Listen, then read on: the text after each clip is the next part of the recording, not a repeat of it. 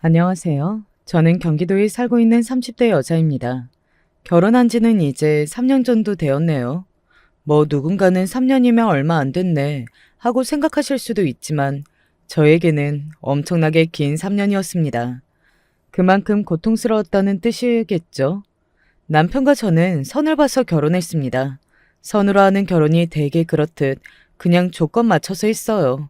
남편이나 저나 꽉 찬 나이였고, 그런데 집안이나 직업, 학벌과 같은 조건들은 그다지 나쁜 편이 아니라 이렇게 결혼하는 게 현명하다는 생각을 그때는 했던 것 같습니다. 물론 지금은 아니지만 말이죠. 한국 사회에서 여성의 나이라는 것이 결혼 시장에서는 어쩔 수 없는 약점이 될 수밖에 없기 때문에 저희 집에서 조금 더 급했던 건 사실이었어요. 선을 보고 얼마 지나지 않고부터 저희 쪽에서 더 안달복달하는 분위기로 결혼을 서둘렀습니다. 그렇게 안달복달 하는 것 같으면 약점 잡힌다고. 지금 그게 중요한 게 아니야. 일단 결혼부터 해야지. 안 해도 그만이라니까 뭘 그렇게 결혼에 목숨을 걸어? 얘가 못하는 말이 없어? 요즘 다들 안 하니까 안 해도 되는 줄 아나 본데. 아니다. 너 나이 들면 옆에 무조건 네 가족이 있어야 해. 엄마랑 아빠는 어쩔 수 없이 너보다 먼저 죽을 거 아니니. 그 다음에 외로워서 어떻게 할래? 엄마는 결혼에 목을 매는 타입의 사람이었고 저는 원래 부모님 말을 대체적으로 잘 따르고 순응하는 타입의 자식이었기 때문에 그 말을 그냥 따랐습니다. 물론 남편이 이상한 사람 같았으면 그래도 안 한다고 우겨서 안 하기는 했을 거예요. 그 정도 의사표현은 저도 할 줄 압니다. 하지만 남편은 보기에 멀쩡하고 괜찮은 사람처럼 보였어요. 사람은 적어도 사계절은 겪어봐야 한다는 걸 그때는 몰랐습니다. 우리 정도면 그래도 굉장히 잘 맞는 편 아니야? 나는 선봐서 이런 사람 만나는 것도 행운이라고 생각해. 결혼해도 좋을 것 같은데 어때? 그게 프로포즈였습니다. 누군가는 무드 없다 하고 생각할 수 있겠지만 당시에 저는 그 프로포즈가 참 좋았어요. 진심이 느껴진달까요? 정말 그 사람 마음이 와닿았거든요. 더 좋고 덜 좋은 프로포즈가 어디 있겠어요. 그 마음만 진심이라면 말입니다. 그렇게 선을 본 지 6개월 만에 결혼을 약속하고 상견례를 했습니다. 사실 저는 선을 봐서 하는 결혼이었고 이미 양가에서 어느 정도는 합의가 된 상태에서 만나왔던 거기 때문에 결혼까지는 굉장히 순조로울 줄 알았거든요. 하지만 시작부터 조금 삐걱거리기는 했어요. 지금 와서 돌이켜 생각해보면 그게 신호였던 것 같습니다. 그렇게 선을 봐서 하는 결혼에 해도 그렇게 나오는 거면 말이죠. 저희는 급하게 하는 결혼이라고 혼수며 예단이며 대충 할 생각은 없습니다. 시어머니는 처음부터 딱 그렇게 이야기를 했어요. 아마 저희 친정에서 조금 숙이고 들어가는 것 같은 분위기를 바로 감지해서 그럴 수 있었던 거라고 생각합니다. 시어머니는 눈치가 굉장히 빠른 분이셨거든요. 그럼요. 대충 하는 건 저희도 싫습니다. 그리고 저희 엄마도 거들기도 했고 말이죠. 엄마는 정말 하루빨리 저를 결혼시키고 싶은 마음이 컸거든요. 주변에서 딸내미들은 다들 결혼했던 터였고 어딘가에서 또 조금 있으면 아이를 낳기 힘들어지는 나이네 어쩌네 하는 말을 듣고 와서는 더더욱 마음을 졸였습니다. 그래서 엄마는 스스로 약자와 을이 되기로 자처했어요. 이렇게 쓰다 보니 저희 쪽도 여지를 준 것 같기는 하네요. 시어머니가 저희 집안을 막대해도 된다고 생각하게 된 여지 말입니다. 시어머니가 바라는 것들은 꽤 부담스러운 것들이 많기는 했지만 엄마는 본인이 그동안 모아둔 돈까지 일부분 헐어가며 그것들을 다 해줬어요. 그리고 집도 저희가 있습니다. 그쪽에 이미 분양받아둔 아파트가 있다고 들었는데 어디서 들었는지 저희 친정에 분양받은 아파트가 있다는 것도 알고 있더라고요. 그 아파트는 언젠가 제가 결혼을 하게 되면 엄마와 아빠가 결혼자금 대신 주려고 분양받아둔 아파트였어요. 원래 전세를 줬었는데 계약 기간이 다 끝나가고 있었거든요. 시어머니는 그걸 어디서 들었는지 알고 있더라고요. 왜 그런 거 있잖아요. 줄 거였는데 저렇게 나오면 뭔가 주기 싫어지는? 저희 아빠가 그랬습니다. 아무렇지 않게 요구만 하는 시어머니를 보고 빈정이 상하신 거였습니다. 아무래도 저 집안이랑 더 엮이면 안 될 것 같은데. 아빠는 그렇게 이야기했지만 그런 아빠의 말에 엄마가 노발대발했어요. 지금 결혼 깨면 이거 파혼이야 파혼. 그러면 얘 더 시집가기 힘들어져. 그렇다고 저렇게 유난히 시어머니 있는 집으로 빤히 보이는데 보내기는 좀 그런데. 어차피 시댁은 멀기도 하고 그리고 결혼해서 살다 보면 저 정도는 아무것도 아니야. 당신은 그 고생을 하고도 그런 말이 나와? 내가 고생을 해봤으니까 하는 말이야. 저 정도면 버틸만 해. 아빠가 엄마한테 길을 못 펴는 이유 중에 하나가 저희 할머니가 보통 유난히 아니신 분이었거든요.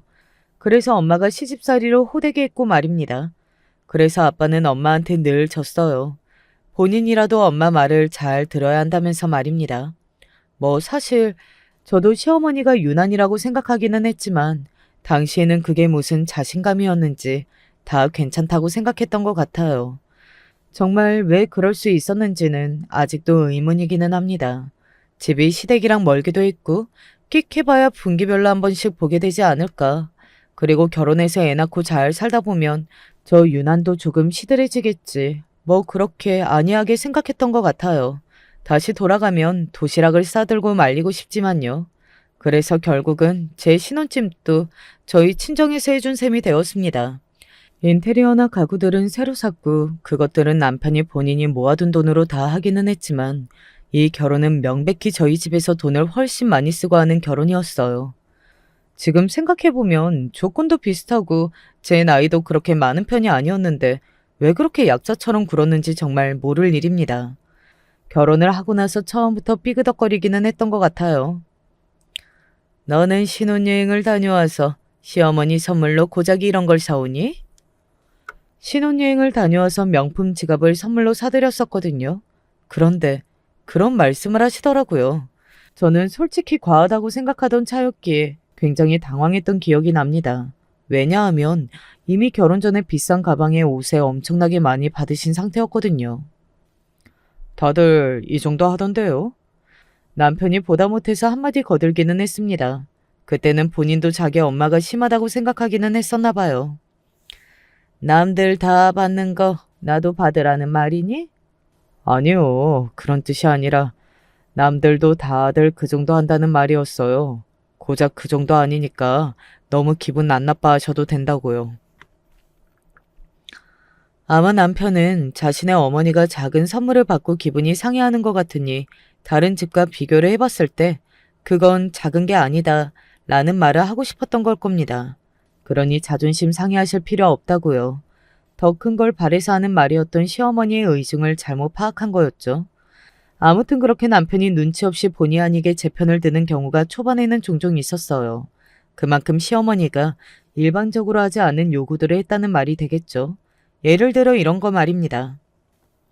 주말에 뭐 하니? 아, 저 주말에 회사분들이랑 등산 가기로 했어요. 그런 거면 좀 빠지고 집에 와서 음식하는 것 좀 도와라. 집에 손님들 오신다. 그러면 남편이 가만히 듣고 있다가 이렇게 말하는 겁니다. 에이, 어머니, 그게 쉬운 게 아니에요. 그리고 그런 거 한번 빠지기 시작하면 회사 사람들이 얼마나 눈치를 주는데. 그리고 나중에 인사고과에도 불리하고. 저는 남편이 그런 말을 할 때면 정말 속으로 웃음을 참았어요. 시어머니가 마음에 안 든다는 눈으로, 그니까 닥치라는 눈으로 남편을 바라보면 남편은 그 눈빛을 또 읽지 못하고 이렇게 말하고는 했습니다. 어머니가 직장 생활을 안 해보셔서 그러는데 저게 다 일의 연장이라니까요. 그래? 그러면 어쩔 수 없지. 뭐 됐다.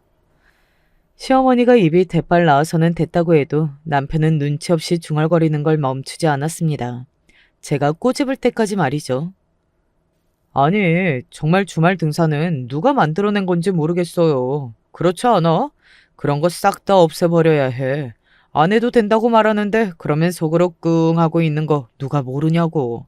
나이 먹을 대로 먹고 젊고 어린 사원들한테 꿍얼대기나 하고 진심 나이값 못하는 사람들은 아, 왜 이렇게 많은 거야? 정말 스트레스 받아 죽겠어. 그쯤 되면 자기가 엄마를 욕하는 건지 진짜 눈치가 없어도 어쩌면 저렇게 없을 수 있는 건지 싶었던 적이 정말 한두 번이 아니기는 했어요. 자신의 어머니 표정이 썩어 들어가는 걸 전혀 모르는 남편은 늘 그런 식으로 눈치 없게 굴었습니다. 누군가 이 이야기를 들으면 그건 눈치가 없는 게 아니라 남편이 사실상 눈치가 없는 척하면서 편을 들어준 거 아니냐 하고 말씀하실 수도 있는데 아니에요. 저희 남편은 명백히 눈치가 없는 타입이었습니다. 언니네 회사는 그렇게 늘 바빠요? 남편에게는 여동생 하나가 있었거든요. 좀 많이 싸가지 없는 타입이었는데 하루는 그렇게 말하더라고요. 네. 요즘 정신이 더 없는 기간이기도 하고요. 아니, 그 회사는 돈을 그렇게 많이 주는 것도 아니면서 뭘 그렇게 바쁘기만 해?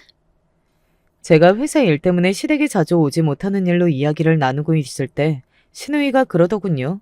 속으로 저는 더 안 좋은 회사 다니면서 하고 생각하고 있을 때였습니다. 원래 좋은 회사가 더 바쁜 거야.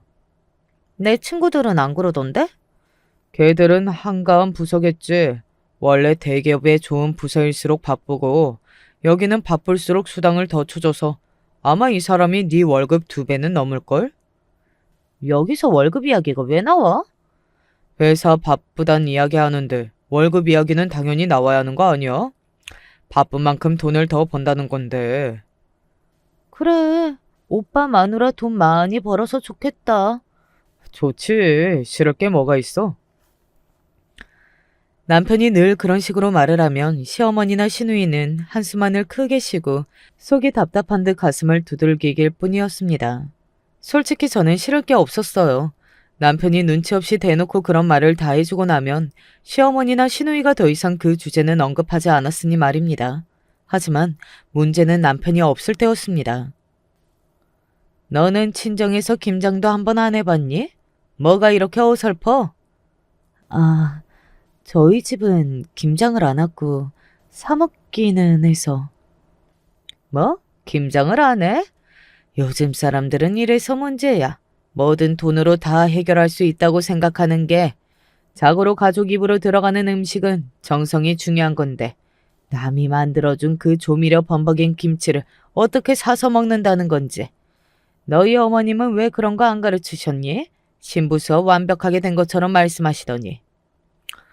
남편이 있었다면 아마도 사 먹는 음식이 유기농이고 더 정성스럽게 만든다. 엄마도 조미료 많이 넣잖아. 하는 등등의 눈치 없는 사실들을 늘어놓았겠지만 저는 그럴 수 없잖아요. 며느리니까요. 가만히 듣고 있을 수밖에 없었습니다. 아무래도 안 되겠다. 너 앞으로 시간 날 때마다 집으로 좀 와라. 네? 여기를요? 저는 놀랄 수밖에 없었어요. 당연히 그럴 수밖에 없었습니다. 저희 신혼집에서 시댁까지는 차로 1시간이 넘는 거리였어요. 매일매일 출퇴근하는 사람이 시간이 날 때마다 그 거리에 시댁으로 오고 가는 건 정말 보통 힘든 일이 아니었거든요. 왜? 싫으니? 그러긴 네가 처음부터 교육을 잘 받고 우리 집으로 시집으로 왔으면 될 일 아니니. 사실 거절하고 싶었지만 그러지 못했습니다. 당시에 저는 어떻게든 잘 지내보려고 노력을 다방면으로 하고 있던 중이었거든요. 지금 와서 생각해보면 그 노력들이 다 부질없었다는 생각이 들기는 하지만 당시에는 그랬어요. 그렇게 힘들면 안 해도 돼. 그게 말이 쉽지. 내가 어머니한테 말해줘? 됐어. 당신이 말하면 일만 더 커져. 남편이 어머니에게 말하겠다는 것도 말려가며 제가 그냥 시댁으로 거의 이틀에 한 번꼴로 출근했어요. 처음에는 정말로 시어머니가 저에게 살림이나 음식, 뭐 그런 걸 알려주려고 부른 거라고 생각했습니다. 하지만 그런 게 전혀 아니었어요. 오늘은 갈비찜을 좀 해봐라. 이불 빨래랑 커튼 좀 빨아라. 대청소를 좀 해야겠으니 가구 좀 다 옮겨봐라. 그냥 부리는 사람 대하듯 대하며 말 그대로 식모살이 시켰습니다. 그게 반복이 되니 정말 사람을 우습게 생각하더라고요. 특히 신우이는 제 돈을 자기 돈인 줄 아는 것 같았어요. 툭 하면 돈 빌려달라, 이거 사달라 했습니다. 물론 처음부터 그랬던 건 아니고 처음에는 작은 거에서 시작했어요. 언니, 저 오늘 맛있는 것 좀 사주시면 안 돼요? 사실 신우이가 그렇게 이야기하는데 어떻게 거절할 수 있겠어요. 그리고 제가 돈을 본인보다 잘 버는 걸 뻔히 다 아는 신우인데 말이죠. 그래서 처음에는 밥을 몇 번 사주는 것에서 시작했는데 주말에는 저랑 쇼핑 가시면 안 돼요? 대놓고 나를 호구 삼고 있구나 하는 생각을 직관적으로 빡 하고 든 게 그때였던 것 같네요. 쇼핑하자고 불러내서는 자기 옷들을 다 저에게 계산하게 했습니다. 처음에 한두 번은 그래 선물한다고 생각하고 사주자 했지만 점점 더 심해졌어요. 고맙다라는 말을 처음에는 그래도 하기는 했거든요. 그런데 어느 순간에는 그냥 쇼핑을 가서도 마음에 드는 옷을 짚고서는 저에게 던지듯 툭 던지더라고요. 그러고는 돌아서서 다른 옷을 구경하고 말이죠. 마치 저를 자신이 데리고 다니는 기사처럼 썼습니다. 계산도 제가 다 하게 하면서 말이죠. 그래서 어느 날은 쇼핑을 더 이상 같이 다니지 않겠다고 이야기했었어요. 왜요? 저한테 쓰는 돈이 아까우세요? 한두 푼이 아니니까 그렇죠. 제가 비싼 거 사달라고 하는 것도 아니잖아요. 그 비싸지 않은 것들이 모여서 결국에는 비싼 게 되는 거거든요. 제 그 말에 신우이는 입을 딱 다물더군요. 본인도 알고는 있었을 겁니다. 제가 자신에게 쓴 돈이 어느 정도였는지 말이죠.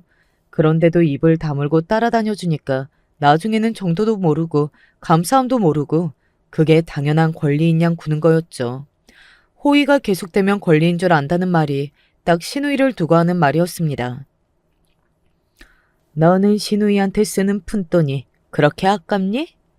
그 일이 있고 얼마 지나지 않아서 시어머니가 저에게 그렇게 이야기하더군요. 그 푼돈이 모여서 목돈이 되는 거잖아요. 저 혼자 사는 거면 몰라도 저도 어머니 아들이랑 같이 살림하는데 남편도 어딜 그렇게 돈을 많이 쓰냐고 묻고요. 그래서 더는 안 될 것 같아요. 그래도 본인 아들 눈치는 좀 보는 편이었어서 제가 남편 이야기를 하자 바로 꼬리를 내리기는 했습니다. 아마 신우이는 나중에는 본인이 정도껏 할 걸 하고 후회하기는 했을 거예요. 그렇게 선을 넘지만 않았어도 제가 적당한 선에서 계속 호구처럼 굴었을 테니까 말이죠. 어떻게 보면 그렇게 정도를 모르고 몰상식한 인간들이어서 제가 그 집안을 더 빨리 빠져나올 수 있었던 건지도 모르겠네요. 아무튼 그렇게 계속 저를 호구로 보는 나날들이 지속이 되었습니다. 그 외에도 여러 가지 사건 아닌 사건들이 있기는 했어요. 예를 들어 이런 것들 말입니다. 내가 저번에 받은 가방이 있는데 너 월급날까지 참았다.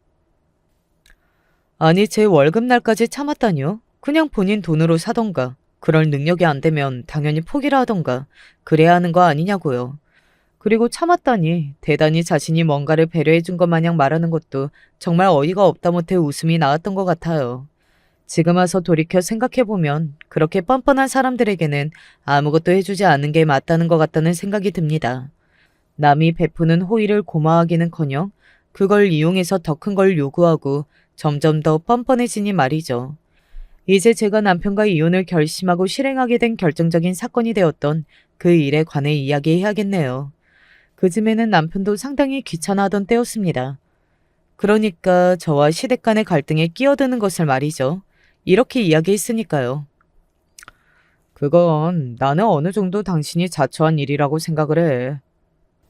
뭐? 당신이 처음부터 끊어냈으면 이럴 일도 없었을 거 아니야. 아니, 나는 당신 부모님이 있고 시댁이고 그리고 평생 한가족으로 살아야 하는 사람들이니까 이왕이면 잘 지내보려고 그런 거지. 그리고 당신이 이렇게 나오면 나는 앞으로 어떻게 하라는 거야? 뭐, 계속 이렇게 지내라고? 나는 못해. 내가 뭘 어떻게 해. 그동안 말을 해도 안 바뀌시는걸. 그래도 더 이야기해봐야지. 그리고 진지하게 말해본 적 없잖아. 몰라. 나는 못해. 남편은 정말 전형적인 회피형 인간이었거든요. 결혼하기 전에는 몰랐는데 그렇더라고요. 자신이 생각하기에 복잡하거나 속 시끄러운 일이 생기면 그걸 해결하려고 하기보다 덮어두고 해결되거나 사람들이 있기를 바라는 타입 말입니다. 이 문제에서는 그러면 안 되는 거였는데 남편은 그 문제도 그렇게 넘어가고 싶어 했어요. 남편과 그 이야기를 길게 나누었을 때 처음으로 이혼 생각을 하게 되었던 것 같아요. 답이 없다는 생각이 들었거든요. 이런 남편과 저런 시댁, 생각만 해도 답답하고 속이 꽉 막히는 느낌이 들었으니까요. 아마 그 상황에서 남편만이라도 믿음직한 모습을 보여주고 제 편이 되어줬다면 저는 이혼까지는 생각하지 않았을지도 모릅니다. 앞서 이야기했듯 저는 꽤 순종적인 사람이었거든요. 그렇게 남편에게 실망해서 이 결혼 생활을 유지하는 게 맞나 하는 근본적인 의문을 품게 되었던 때 신우이의 결혼 이야기가 오고 갔어요. 너는 어쩌자고 그런 남자를 데리고 왔니? 그 사람이 어디가 어때서? 뭐 하나 볼 게 없잖니. 집안이 좋기를 하니 학벌이 좋기를 하니 그렇다고 본인이 번듯한 직장을 잇기를 하니 아휴 너 결혼해서 뭐 먹고 살 거야? 어? 그 사람도 하는 일 있어. 그리고 꿈도 있고. 또 내가 벌잖아. 네 월급 그거 쥐꼬리만 한 걸로 어떻게 생활해? 지금 집에서 밥 얻어먹으면서 출퇴근하는 거라. 결혼해서 네 살림 꾸리는 게 같은 줄 알아? 저는 그건 시어머니의 말에 100번 공감하기는 했습니다. 신우이는 어디서 굉장히 한량의 백수의 양아치 같은 남자 하나를 데리고 와서는 결혼하겠다고 난리를 부렸거든요. 제대로 된 직장도 없고 그리고 집안도 별로고 학교도 제대로 된 곳을 나오는 것 같진 않았어요. 아무 준비도 되어 있는 것이 없는데 무턱대고 결혼하겠다고 하니 시어머니 입장에서는 당연히 반대를 할 법하기는 했습니다. 저도 속으로 신우이가 정말 철이 없다고 생각했으니까요. 그런데 신우이는 정말 완강했어요. 무슨 일이 있더라도 그 남자와 결혼하겠다는 의사를 표현했습니다. 시어머니는 당연히 들어 누우셨고 말이죠. 앞서 제가 이야기한 것만 봐도 아시겠지만 시어머니는 욕심이 많은 타입이셨거든요. 너같이 돈 쓰는 거 좋아하는 애가 그런 남자랑 결혼해서 어떻게 살겠다는 거니? 어? 다시 한번 생각해봐라. 사실 저도 그 부분이 가장 걱정되는 부분이기는 했어요. 신우이도 시어머니 못지않게 허영심이 있는 타입인데 어쩌다 저렇게 가진 것 없는 남자한테 꽂힌 건지 그 부분이 의아하기는 했습니다. 뭐 그렇다고 해서 신우이가 어디서 돈 많은 남자를 물어올 만큼 지성과 미모를 겸비한 사람은 아니기는 했지만요. 그래도 어느 정도 수준이라는 게 있는 건데 제가 듣고 보기로는 그 사람은 그 어느 정도의 수준에도 못 미치는 남자였거든요. 사랑으로 다 이겨낼 수 있어? 네가 잘도 그러겠다. 그럴 수 있다니까? 이런 건 본인이 겪어보고 정신 차려야지. 주변에서 아무리 말려봐야 소용없어요. 어머니, 그냥 지 하고 싶은 대로 하라고 두세요. 그리고 후회하게 둬야지 뭐. 후회 안 해. 내가 너를 모르냐? 너는 돈 못 쓰면 무조건 후회해. 남편도 저와 같은 생각인 듯 했지만 굳이 나서서 말리지는 않더군요. 조금 전에도 이야기했지만 남편은 회피형이었고 복잡한 일에 끼어드는 걸 싫어하는 사람이었어요. 그 일도 마찬가지였고 말이죠. 언니는 어떻게 생각하세요? 말린다고 들으실 분도 아니고 본인이 다 경험해봐야 한다고 생각하기는 해요. 저는 사실 회피라기보다는 포기, 그리고 그러든가 말든가 나와 상관없음, 이게 가장 컸던 것 같지만 말입니다. 아무튼 신우이는 그렇게 박박 우겼고 시어머니만 반대하는 상황이 지속이 되었어요. 그 결혼할 남자 집안도 뭐가 없었고 시댁에서 도와주지 않으면 신혼살림을 못 차릴 정도였기 때문에 신우이는 시어머니 허락을 받아야만 했습니다. 뭐라도 받으려면 말이죠. 그래서 집을 나가서 결혼하겠다는 둥 그런 말은 또 하지 못하더군요. 그러던 와중에 일이 터졌습니다. 아이고 내가 못 산다 못 살아. 결국에는 네가 일을 쳤구나. 신우이가 임신한 겁니다. 그렇게 된 이상 시어머니도 허락하실 수밖에 없었어요. 시어머니는 굉장히 가부장적인 분이었거든요. 여자가 임신한 이상 이제 더는 다른 남자에게 시집을 갈 수 없고 신세를 망쳤다고 생각하는 뭐 그런 사람 말입니다. 그런데 신우이가 그렇게 되었으니 결혼을 시키는 것 말고는 다른 방법이 없다고 생각하신 것 같았습니다. 상견례를 한다고 하는 이야기를 듣고서는 결국은 허락하시는구나 하는 생각을 했어요. 그러고 한동안은 집을 알아보러 다니는 것 같더라고요. 어디가 괜찮네. 그런데 거기는 비싸네. 어디는 위치가 좋은데 구조가 별로네. 그리고 다 마음에 드는 건 비싸네. 하면서 이것저것 따지는 신우이를 보면서 아직도 정신을 못 차렸구나 하는 생각을 하고 있던 때였습니다. 네가 원하는 조건이면 못 맞춰준다니까. 아니, 그렇다고 애를 가진 몸으로 계단을 오를 내릴 수는 없잖아. 왜 못해? 하는 생각이 들었지만 잠잠코 입을 다물고 있었어요. 그때 신우이가 저를 보면서 이런 이야기를 하더군요. 딱 언니 집 정도만 돼도 좋을 것 같은데. 그 말을 들은 시어머니가 버럭 소리를 질렀습니다. 그 정도 되는 돈이 우리 집에 당장 어디 있어? 그런 집에 살고 싶었으면 그런 남자를 데리고 오면 안 됐지.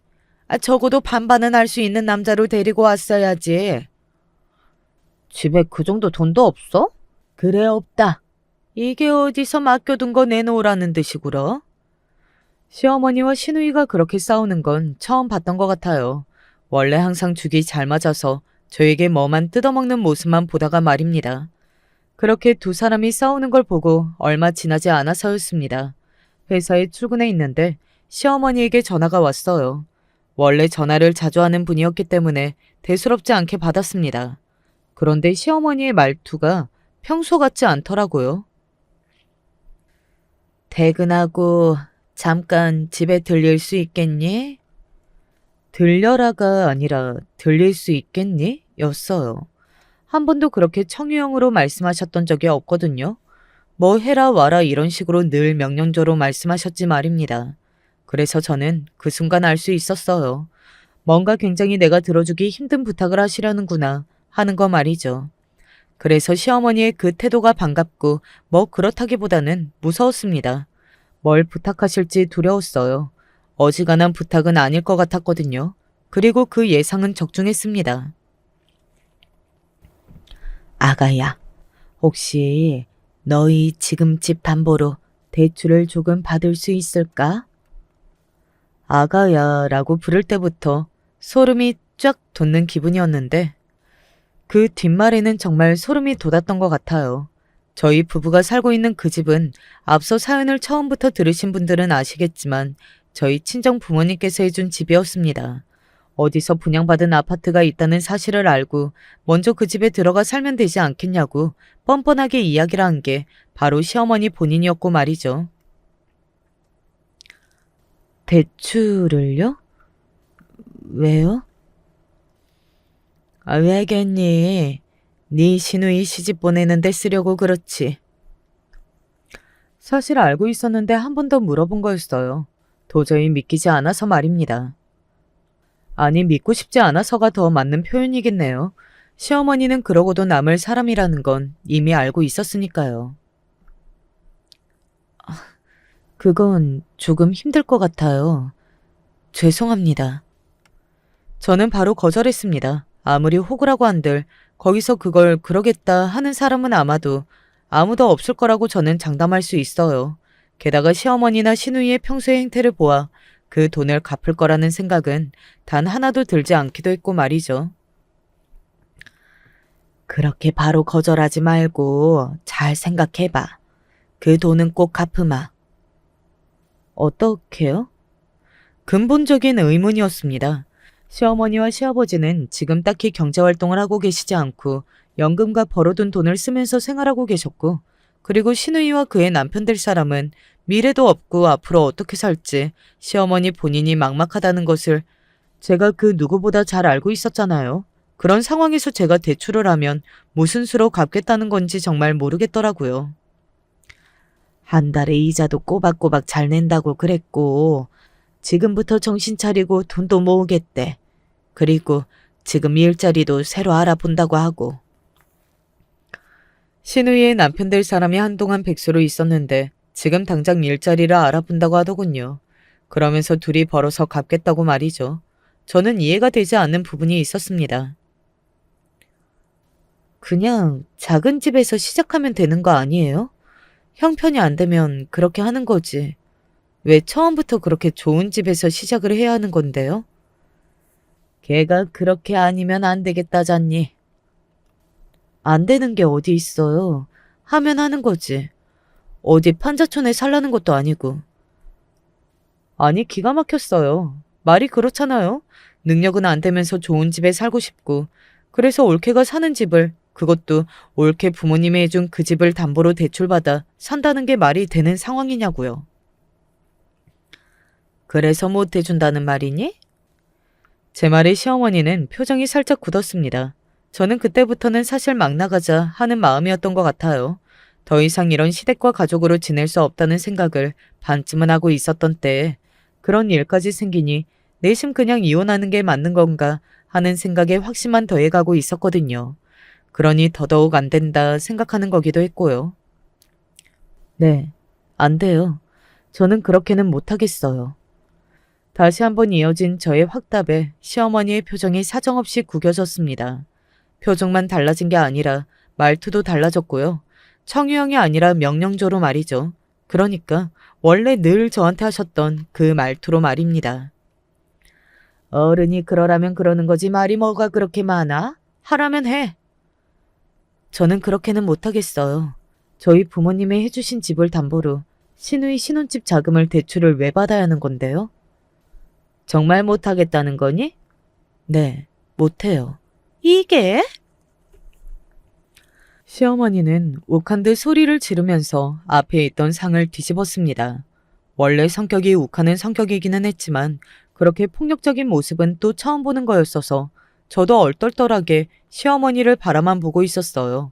시어머니는 매우 화가 난 듯 소리를 고래고래 질렀습니다. 예전 같았으면 꿈도 못 꿀 일이다. 시어머니가 하라고 하면 네 하고 해야지. 어디서 못하겠다는 말이 나와. 하라면 해. 알겠어? 저는 그런 시어머니를 빤히 보다가 생각했습니다. 아, 이 지방과는 이제 더 이상 안 엮이는 게 맞다. 앞으로 나는 더 불행해질 것 같다. 이런 생각 말입니다. 그래서 더더욱 단호하게 이야기했어요. 아니요, 저는 못해요. 그 순간 번쩍하면서 눈앞이 뭔가가 지나가는 듯한 느낌이 들었어요. 그리고 잠시 뒤 제 볼에서 엄청난 통증이 느껴졌습니다. 시어머니가 손을 들어 사정없이 제 뺨을 후려친 겁니다. 그것도 온몸에 체중을 실어 엄청나게 세게 말이죠. 한동안은 멍했습니다. 지금 무슨 일이 일어난 건지 머리로 생각하는데 시간이 조금 걸렸거든요. 왜 굉장히 충격적인 일을 겪으면 지금 여기가 어디? 나는 지금 무슨 상황이지? 이런 생각이 들 때가 있잖아요. 그때가 딱 그랬어요. 지금 저 때리신 거예요? 그리고 처음으로 뱉은 말이 그거였습니다. 지금 나를 때린 게 맞는 건지 말이죠. 아니, 저는 맞는 게 맞고 시어머니는 때린 게 맞았는데 바보같이 그런 질문이 나오더라고요.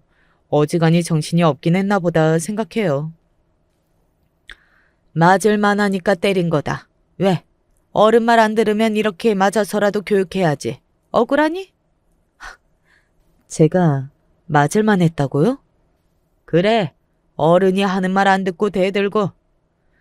저는 거기서 더 이상 말할 의지를 잃었습니다. 무슨 말을 해도 통하지 않을 사람이라는 건 알고 있었지만 그 순간 온몸으로 그걸 체감했달까요?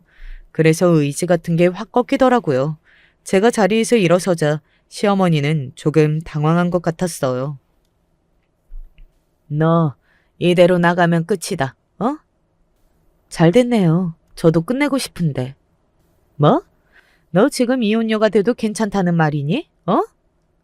어머니 며느리로 사는 것보다는 나을 것 같은데요. 시어머니의 사고로는 아마 그런 제가 이해되질 않았을 겁니다. 굉장히 가부장적인 분이셨으니 이혼하고 나면 여자는 신세를 망치고 인생이 망하는 건데 제가 미쳤나 했을 거예요. 요즘 세상이 어떤 세상인데 그런 생각을 하고 사시는 건지 정말 아직도 이해되지 않네요. 야, 너 정말 끝이야. 제가 일어서서 그 집을 나오는데 뒤에서 그렇게 소리를 지르는 시어머니의 목소리가 들려왔습니다. 하지만 저는 돌아보지 않고 그대로 그냥 나왔어요. 현관문이 닫히는데 그 순간부터 눈에선 눈물이 줄줄 타고 흘렀습니다. 아파서 우는 것보다는 서러웠어요. 내가 여기서 왜 이런 인간만도 못한 대접을 받고 있어야 하는 건지. 내가 뭘 그렇게 잘못했지? 나도 우리 엄마, 우리 아빠한테는 귀한 딸인데 하는 생각이 들면서 눈물이 멈출 생각을 하지 않더군요. 그리고 그때 마침 아빠에게 전화가 왔습니다. 종종 안부차 전화를 하시는데 딱 그때 전화를 하셨어요. 아마 저도 이성적인 상태였다면 걱정하실 걸 생각해서 전화를 받지 않았겠지만 그때의 저도 이성을 조금 잃은 상태였거든요. 그냥 어디든 울면서 털어놓고 싶은 마음이 컸던 것 같아요. 아빠. 그리고 아빠의 목소리를 듣자마자 오열했습니다. 당연히 아빠는 엄청나게 놀라셨고 말이죠. 지금 생각하면 너무 죄송하네요. 아시게 하더라도 그렇게 아시게 해서는 안 되는 거였는데 말입니다. 얼마나 놀라고 마음 아프셨겠어요. 아빠는 놀라서 바로 달려오셨습니다. 그러고는 제 얼굴을 보고 기함하셨어요. 그럴 수밖에 없는 얼굴이기는 했습니다. 일단 너무 많이 울어서 얼굴이 다 젖어 있었고 벌겋게 달아올라 있기도 했지만 무엇보다 시어머니에게 맞은 그 볼의 자국이 엄청나게 크게 나 있었거든요. 나중에 거의 멍이 들 지경이었으니 어느 정도인지 짐작이 가시나요? 아무튼 아빠가 놀라실 만하기는 한 얼굴의 상태였어요. 무슨 일인지 묻는 아빠는 가만히 제 이야기를 들으셨습니다. 제가 그때는 울면서 이야기하기도 했고 감정도 격양되어 있어서 말을 조리 있게 하지는 못했거든요.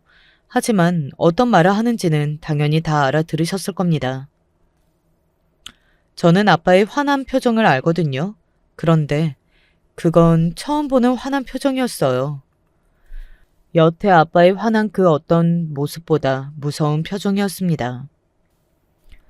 너는 일단 집으로 가자.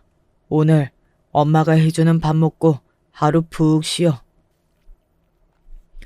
아빠의 말에 고개를 끄덕였습니다. 집으로 가자 엄마가 호들갑을 부렸어요. 무슨 일인지 듣고서는 상당히 많이 놀라고 말을 잃으셨습니다. 나중에 들은 이야기인데 엄마가 정말 저에게 많이 미안해서 그러신 거였더라고요. 본인이 이 결혼을 강력하게 밀어붙였으니 말입니다. 본인 때문에 제가 이런 일을 겪었다고 생각하신 모양이었어요. 뭐 엄마가 밀어붙이기는 했지만 엄마가 아니었어도 그 결혼은 했을 겁니다. 당시에는 저도 조금 결혼을 하루라도 빨리 해야 하나 하는 생각을 하고 있을 때이긴 했으니까요. 아무튼 저는 친정으로 가서 엄마가 해주는 밥을 먹고 오랜만에 푹 잤습니다. 많이 울어서 그런지 잠도 아주 빨리 푹 들었어요. 그리고 일어났는데 얼굴이 정말 가관이더라고요. 맞기도 했지만 엄청나게 많이 울기도 했으니 얼굴이 멀쩡할 일은 없잖아요. 아빠는? 아빠를 찾았는데 엄마가 눈을 돌리기만 하고 아무 말이 없더라고요. 아침부터 어딜 가셨나 했다가 번뜩 머릿속을 스쳐 지나가는 생각 하나가 있었습니다. 아빠 설마 시댁 갔어? 그리고 엄마의 표정을 보니 그게 맞는 것 같더라고요. 안 말리고 뭐 했어? 제가 놀라서 벌떡 일어나며 말했습니다. 아빠의 전날 그 얼굴을 생각하면 정말 사단을 낼 것 같다고 생각했거든요. 그 집안 식구들이 아니라 아빠가 걱정되었습니다. 네 아빠 정말 화나면 아무도 못 말려. 그냥 둬야지. 그래도 그렇지. 저는 얼른 일어나서 시댁으로 향했어요. 엄마가 어딜 가냐며 집에 있으라고 말렸지만 저는 아빠가 걱정되어서 가만히 있을 수 없었습니다. 그리고 시댁에 도착했을 때 문이 이미 조금 열려 있었고 안에서는 겁에 질린 목소리들이 들려왔어요. 제가 정말 죽을 죄를 지었습니다. 장인어른, 제발 좀 고정하세요. 지금 내 딸내미가 그렇게 맞고 우는 모습을 봤는데 내가 고정하게 생겼나? 저는 문을 열고 안으로 들어갔어요. 난장판이 되어 있을까 걱정하던 것과는 달리 집안은 깔끔했습니다. 하지만 아빠는 소파에 앉아 있었고 그 밑에 시어머니와 남편이 무릎을 꿇어 있기는 했어요. 그리고 시어머니는 어쩐지 잔뜩 겁에 질려서 벌벌 떨고 있는 것처럼 보이기도 했습니다. 저는 영문을 모른 채 가까이 갔어요. 그리고 그런 저를 남편이 발견했습니다. 여보. 남편의 그 말에 아빠와 시어머니의 시선이 저를 향했어요. 집에서 쉬라니까 너는 왜 여기까지 와? 아가, 내가 정말 잘못했다. 응? 한 번만 용서해다오. 응? 아빠가 때리거나 하지는 않은 것 같았는데, 그리고 집안 물건 뭔가를 부순 흔적도 없었고요. 그런데 시어머니는 마치 맞은 사람처럼 그렇게 질려서 벌벌 떨고 있었어요. 아가는 무슨 아가? 여보는 무슨 여보? 오늘부로 내 딸은 이 집 며느리도 자네 아내도 아니니까 그런 줄 알게. 알았나? 장인어른은 무슨 닥치라고 했지? 아빠한테 무슨 말을 들은 건지 시어머니와 남편은 아빠의 그 호통에 아무 말도 하지 못했습니다. 그저 계속 겁을 잔뜩 집어먹은 얼굴로 눈치만 볼 뿐 말입니다. 아빠는 그대로 저를 데리고 그 집에서 나왔어요. 저는 그 집을 나오자마자 물었습니다. 어떻게 된 거야? 라고 말이죠. 아빠는 잠시 저를 빤히 보더니 이야기를 시작하셨습니다. 아빠는 원래 그 지역에서 발이 넓기로 유명했거든요. 그리고 시어머니와도 겹치는 지인들이 많았고 말이죠. 그래서 아빠는 제가 집에 들어오고 나서 그 다음 날까지 시댁과 조금이라도 친분이 있는 사람들에게 다 전화를 돌려서 시댁 식구들의 이야기를 들으셨다고 했습니다. 그러고는 한 가지 사실을 알아내셨고 말이죠. 네 시어머니라는 인간이 여기저기 돈을 엄청나게 많이 빌렸더구나. 그것도 남편 몰래. 시어머니가 허영이 있는 사람이라고 이야기했었잖아요. 사실 저도 시어머니의 씀씀이를 보면서 그 정도의 재산이 있는 건 아닐 텐데 하고 생각했던 적이 있었습니다. 그런데 아니나 다를까 여기저기서 돈을 빌리다 못해 제3금융권까지 손을 댄 상황이었더라고요. 그래서 저에게 대출 이야기를 한 거라고 말입니다. 집이 좋고 안 좋고를 떠나 시누이에게 집을 마련해 줄 돈조차 없었던 거예요. 그것도 시아버지 몰래 다 쓴 거죠. 아니, 그렇게 대책 없는 짓을. 이라는 말이 절로 나왔습니다. 애도 아니고 나이도 먹을 만큼 먹은 양반이 게다가 그런 일을 저지르면 큰일이 날 거라는 것도 아는 양반이 어떻게 대책 없이 그런 일을 벌일 수 있었던 건지 저는 정말 모르겠어요. 제 상식으로는 말입니다. 그 사실을 시아버지와 사람들에게 다 알릴 거라고 했더니 얼굴이 새하얗게 질려서는 넘어가더라고요. 다른 사람들에게 각각 다른 이유를 대고 빌린 거였기 때문에 들키면 정말 한꺼번에 몰려들어서 난리가 나는 상황이었던 거예요. 일이 그 지경까지 될 때까지 여태 뭐하고 있었던 건지 답답함이 밀려왔습니다. 네 남편도 도장 찍을 게다. 안 찍으면 내가 다 폭로해 버릴 거라고 했어. 남편은 이혼을 하기는 싫다고 했어요. 하지만 어쩔 수 없었습니다. 저는 더 이상 시댁과 관련된 그 어느 것과도 얽히기 싫었고 그러려면 당연히 남편과 이혼을 해야 했으니까요. 우리는 아무 문제 없잖아.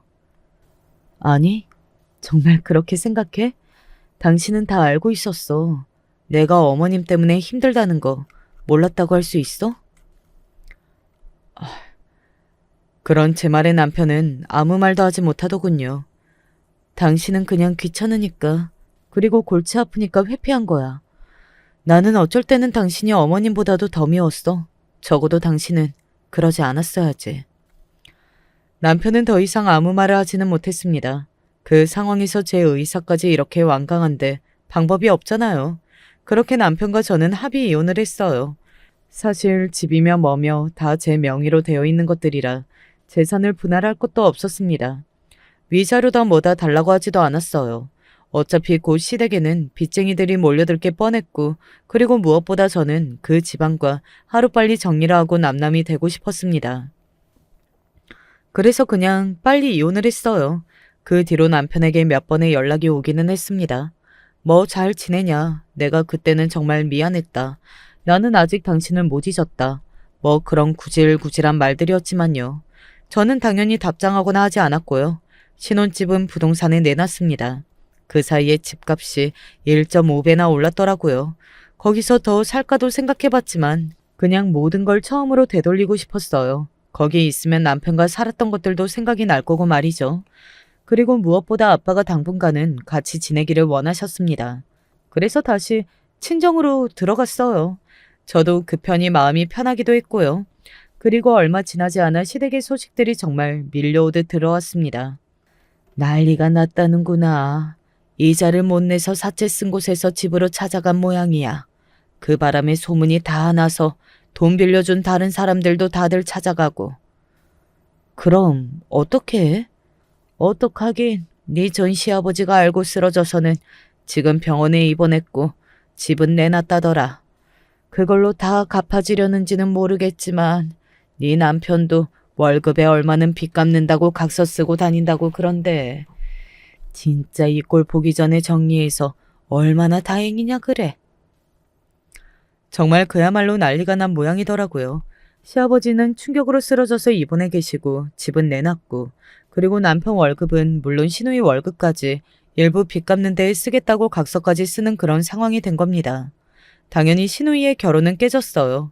시누이의 상대방 집안이 그저 그런 집안이기는 했지만 사채를 써서 빚쟁이들이 찾아오고 그 지경은 아니었으니까요.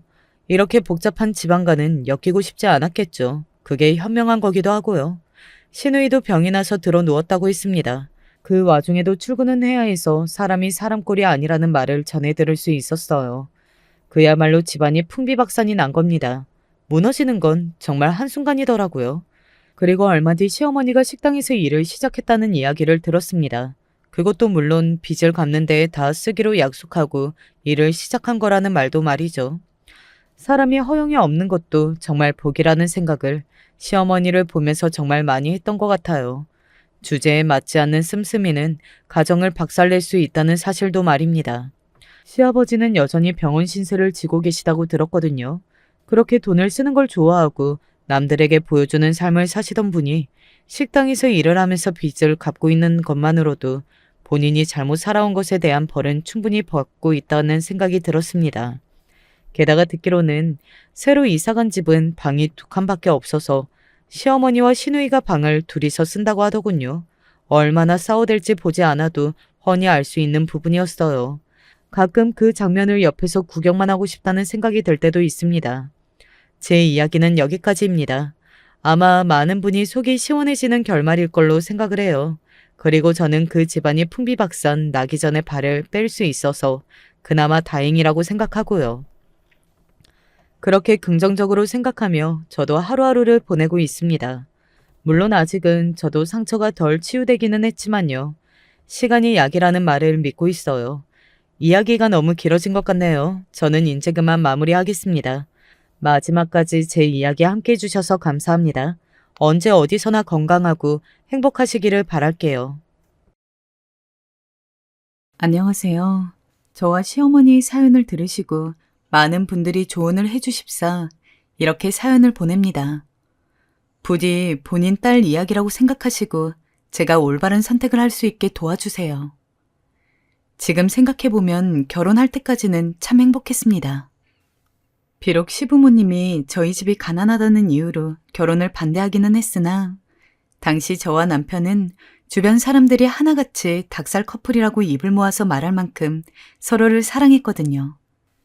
이왕이면 모두의 축복 속에서 하는 결혼이 좋겠지만 사실 결혼 허락을 바로 받지 못해 힘든 한편 저희 사랑이 참 영화 같다는 상상도 했던 것 같습니다.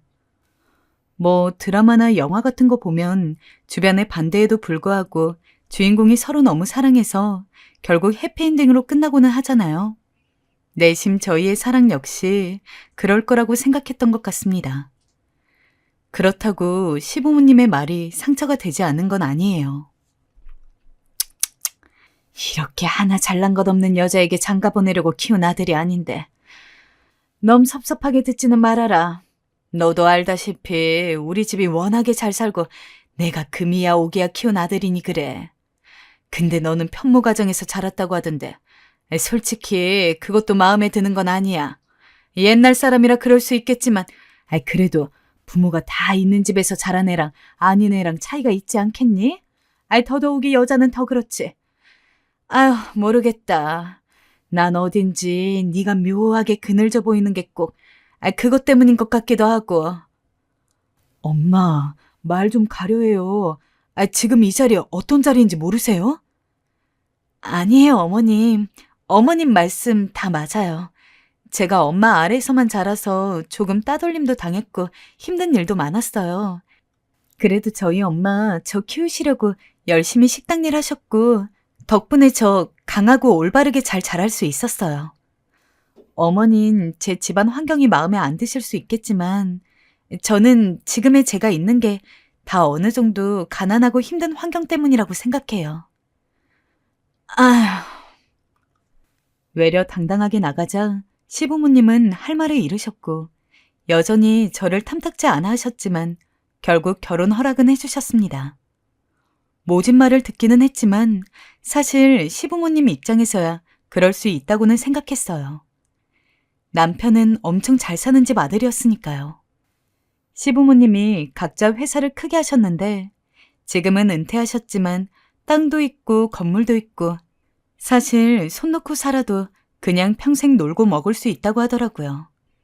지나서 하는 말이지만 남편이란 사람 자체를 사랑하기도 했지만 사랑하는 이유 중 남편이 그런 부유한 환경임에도 불구하고 한 번도 돈에 대해 집착하거나 자랑하거나 가난한 사람을 깔보지 않았다는 점이 가장 마음에 들었어요. 아무튼 그런 모습에 반해 거의 반년을 넘게 매달린 끝에 저랑 남편은 결혼을 하게 되었습니다.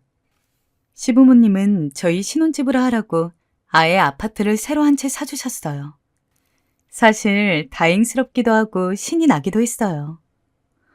와, 진짜 소진이 남자 잘 만났다. 어느 시부모님이 자기 아들이랑 며느리 신혼집을 마련해줘? 물론 마음이야 그러고 싶은 사람들 많겠지만 요새 서울 집값 한두 푼이야? 너 정말 잘 만났구나. 남편 인성도 좋고. 그러니까 말이야. 요즘은 꼭 복권에 당첨된 것 같다니까. 내 사비로 집 마련하려면 대출금 갚기도 빠듯했을 텐데. 고맙기도 하고 다행스럽기도 해. 근데 하나 걱정되는 게 있어. 뭔데? 혼수. 솔직히 계속 고민하기는 했는데 당장 모아둔 돈도 얼마 없는 걸 다 쓰면서 혼수를 준비하기는 부담이거든. 아마 많이 준비하긴 힘들 텐데 시부모님이 마음에 안 들어 하실 것 같아. 맞아요. 그렇게 큰 집을 받으니 부담되는 것도 있긴 했어요. 바로 혼수였습니다. 시부모님이 구체적으로 어느 정도 해오라고 말은 안 했지만 그래도 며느리로서 눈치 보이는 게 없지는 않잖아요. 친구한테 혼수 관련해서 고민을 털어놨을 때 친구는 그래도 모은 돈 써서라도 혼수품을 맞춰가는 게 맞다고 했지만 당장 저한테 무슨 일이 있을지도 모르는데 아무런 대비도 없이 있는 돈을 많이 쓰기에는 여러모로 걸리는 게 많았습니다. 그런데 전번날 시어머니께서 저를 조용히 부르시더군요. 너 어느 정도 혼수해 올 생각이니? 예단과 예물은?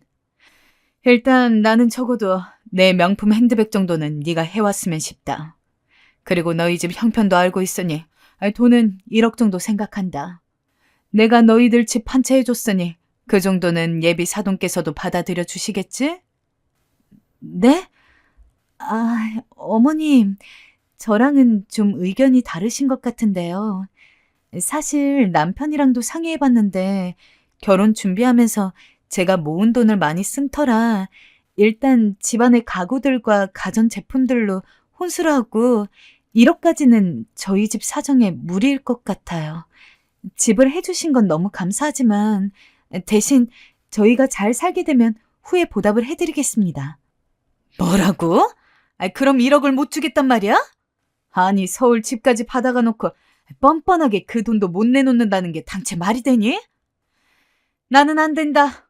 그 돈도 내가 니네 집 사정 생각하고 또 생각해서 내린 금액이야. 그 정도 노력과 성의 없이 딸 시집 보내려는 집안이랑은 애초에 결혼 허락할 수 없어. 나는 내 할 말 다 했으니 간다. 정말 갑작스러웠습니다. 결혼 허락받고 이제 날짜만 기다리고 있는데 1억을 해오시라는 시어머니. 그것도 안 해오면 결혼 허락 못 하신다고 하시니 어이가 없었어요. 남편도 이 얘기를 듣곤 황당해하며 시어머니에게 전화를 걸었습니다. 어머니, 저번에는 혼수품 맞추느라 너무 무리 말라고 하셨잖아요. 근데 무슨 1억이에요? 어머니, 좋은 마음으로 허락해 주셔놓고 갑자기 이러시는 게 어딨어요. 어머니, 제발 이러지 좀 마세요. 제가 다 창피하다고요. 남편은 시어머니와 몇 번의 실랑이를 벌였고 신랑이는 싸움으로 번졌습니다. 그러다 저희 엄마까지 이 일을 알게 되셨습니다. 엄마는 1억을 해오라는 것도 어이가 없긴 하지만 그럼에도 자신이 그 돈을 줄 수 없다는 사실을 더 가슴 아파하셨어요. 그러지 말라고 괜찮다고 했지만 엄마는 끝내 울음을 참지 못하시고 제 앞에서 목 놓아 우셨습니다. 저는 엄마가 저를 얼마나 눈물로 사랑으로 키웠는지 알고 있었어요. 매일 식당에 나가 설거지를 하시고 남은 시간에 조금이라도 더 버시겠다고 청소를 하러 가시고 저는 엄마의 지친 땀방으로 먹고 자란 아이였습니다. 그런데 그런 엄마가 외려 제게 미안해하며 우는 모습을 보니 그때는 저도 화가 나고 서글프기도 하고 미치겠더라고요. 오빠, 미안한데 결혼 다시 생각해보고 싶어. 오빠란 사람을 사랑하긴 하지만 내가 시어머니를 진심으로 모시면서 살 수 있을진 모르겠어. 벌써부터 1억 못 가져온다고 우리 집안을 비웃고 까내리시는데 결혼하면 이보다 더 하실 것 같아. 소진아, 아니야. 부모님은 내가 설득할게. 조금만 기다려줘, 응? 우리 이러지 말자.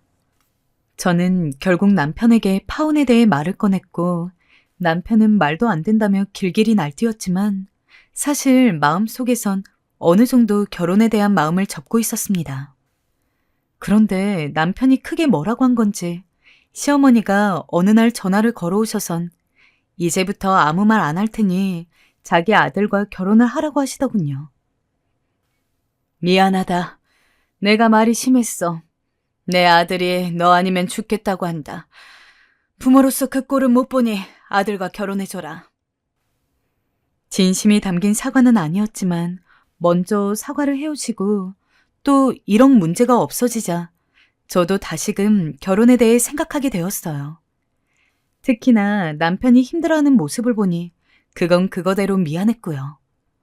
엄마는 여전히 그런 집안에 절 보내시는 걸 탐탁치 않아 하셨지만 저는 엄마를 열심히 설득했고 마음은 찝찝했지만 그렇게 결혼을 하게 되었습니다. 이거 내가 만든 건데 한번 먹어봐. 맛있지? 이야, 소진아, 진짜 맛있다. 너가 이렇게 요리 잘하는 줄 몰랐는데. 이런 말 하면 안 되지만 우리 엄마보다 당신 요리가 더 맛있어. 내가 와이프 하나는 진짜 잘 얻었나 봐. 당신도 참. 그 말 어머니 앞에선 절대 하면 안 돼. 화내시니까. 얼른 출근해. 회사 늦었잖아. 하지만 신혼생활은 그야말로 한편의 드라마 같았어요. 아니, 드라마보다 더한 드라마였어요. 파혼의 위기를 겪고 한 결혼이라 그런지 서로를 아끼는 마음이 무척 애틋했고 남편도 워낙에 가정적인 사람이라 집안일도 잘 도와주었습니다. 이 사람이 아니었으면 어쩔 뻔했을까 하는 생각이 절로 들었죠. 또 남편은 시어머니와 제 사이를 잘 중재해줘서 시어머니와 부딪힐 일을 만들지 않으려 무척 애썼어요. 저도 그런 점이 참 고마웠고요.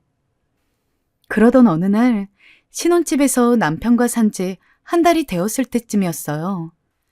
때는 시어머니의 생신날이었고 이날 일이 터지게 되었습니다. 당시 저도 시어머니와 예단 문제로 얼굴이 붉어진 게 마음에 걸리기도 했고 또 생신날이니 공을 들여 좋은 선물을 준비해 갔어요. 바로 명품 핸드백이었는데 시어머니께서 평소 갖고 싶다고 남편에게 노래를 불렀던 선물이었거든요. 어머니, 이거 갖고 싶어 하셨죠? 한정판으로 몇 개 안 남았길래 얼른 집어왔어요. 부디 오래오래 써주세요. 아, 그래. 고맙구나. 잘 쓰도록 하마. 어머니, 선물이 마음에 안 드세요? 왜 그런 표정이세요? 혹시 다른 게 갖고 싶었던 거요? 아니야. 얼른 케이크 먹어라. 시어머니 반응은 정말 말 그대로 떨떠름했어요. 고맙다고 좋아하실 줄 알았는데 막상 그러니 남편까지 이상하게 생각했죠. 하지만 그날은 시어머니께서 입을 굳게 다무시는 바람에 그 이유를 알 수 없었고 나중에서야 시누이를 통해 알게 되었습니다. 아, 그거? 언니네가 1억 안 해왔잖아요. 엄마는 언제고 받을 생각이었는데 핸드백으로 퉁치려는 것 같으니까 속상했나 봐요. 뭐라고요? 기가 막혀 말도 나오지 않았습니다. 신혼집 들어가 생활하고 있는 아들내미 부부에게 언제고 그 1억을 받을 생각을 하고 있었다니. 시어머니를 좋게 보고 싶어도 도저히 좋게 볼 수가 없겠더라고요. 그러던 어느 날 다시 한번 시어머니로부터 연락이 왔습니다. 잠깐 만났으면 좋겠다면서 연락이 오셨는데 시어머니와 썩 사이가 좋지 않았어서 별로 나가고 싶지는 않았지만 그렇다고 무시할 수도 없기에 알겠다고 하고는 시간에 맞춰 나갔습니다. 어머니 오셨어요? 커피나 차 뭐 드시겠어요? 그런 건 됐고 본론만 말아마. 니들 요즘 사는 건 좀 어떠니? 네? 저도 남편도 회사 다니면서 잘 살고 있어요. 그래? 너도 대기업 다니니 연봉은 괜찮겠구나. 그런 말이다. 앞으로 매달 100만 원씩 내 통장으로 붙여라. 계좌번호는 영환이한테 물어보면 알 거야. 잠시만요. 어머님, 갑자기 왜 100만 원을 요구하시는 거예요? 집에 안 좋은 일이라도 있으세요? 그런 게 아니라면 남편과 상의를 해봐야 할 것 같은데요. 상의는 무슨 상의니? 아니, 부모가 달라면 그냥 주는 거지. 늙으면 모든 게 별일이다. 나나 그 사람이나 나이 들었는데 이 나이에 무슨 일을 할 수 있겠니? 아니, 물론 우리가 돈이 없는 게 아니지만 그걸론 부족해. 그러니 여기에 니들이 좀 보태줘야겠다. 저는 순간 머리에 무언가를 맞은 것 같았습니다. 이렇게 시어머니가 저한테 개인적으로 찾아와서 돈 달라고 할 줄은 꿈에도 생각 못했습니다. 심지어 시어머니는 당연한 걸 요구한다는 듯 너무도 당당히 말씀을 하고 계셨습니다. 아니, 해도 너무한 것 같더라고요. 어머님, 100만 원이 아까운 게 아니고요. 이제 저희는 앞으로 애도 낳아야 하고 새 살림 꾸려나가 해서 모은 돈들은 최대한 저축하며 살고 있어요. 만약 형편이 어려우신 거라면 기꺼이 도와드리겠지만 그런 게 아니라면 저도 남편도 힘들 것 같습니다. 뭐라고? 아니, 지금 내가 1,000만 원을 달라는 것도 아니고 고가 100만 원 좀 보태달라는데 그게 힘들다는 거야? 1억도 준비 안 하고 시집안 애 덕분에 잘 살고 있으면서 대체 시부모를 뭘로 보는 거냐? 시어머니는 그 카페 안에서 절 향해 고래고래 소리를 질렀습니다. 나중엔 언성이 너무 높아져 카페 직원이 다가와 조용히 해달라는 말까지 했을 정도였어요. 저도 수치심으로 얼굴이 붉어졌고 도저히 시어머니와 대화가 통하지 않을 듯해 일단은 뛰쳐나오듯 빠져나와 남편에게 전화를 걸었습니다. 하지만 남편의 반응은 실망스러웠어요. 그래, 당신 기분 나쁠 수 있겠다. 그래도 용돈 드리자. 우리 부모님이 잘 사시기는 해도 우리가 지금 이렇게 큰 집에서 편하게 살 수 있는 건 다 부모님 덕인데 적게라도 해드리는 게 나을 것 같아. 여보, 내가 돈 드리는 게 아까워서 이러는 게 아니야. 어머님은 내가 1억 준비 안 해온 게 화가 나니까 이렇게라도 받으시라는 거라고. 저와 남편은 이 일로 처음으로 부부싸움을 벌였고 결국 울며 겨자 먹기로 매달 100만 원씩 입금을 했습니다. 당연히 매달 입금하면서도 뭐 하는 짓인가 했어요. 원래 사람 심리가 그렇잖아요. 잘만 했으면 안 줘도 됐을 돈을 매달 줘야 하니 그게 아무리 남편 가족이라고 하더라도 아깝다고 느껴지는 기분. 나중에는 그 100만 원조차 꼬박꼬박 드리기 힘든 시기가 왔습니다. 모든 건 남편의 사업으로 시작이 되었어요.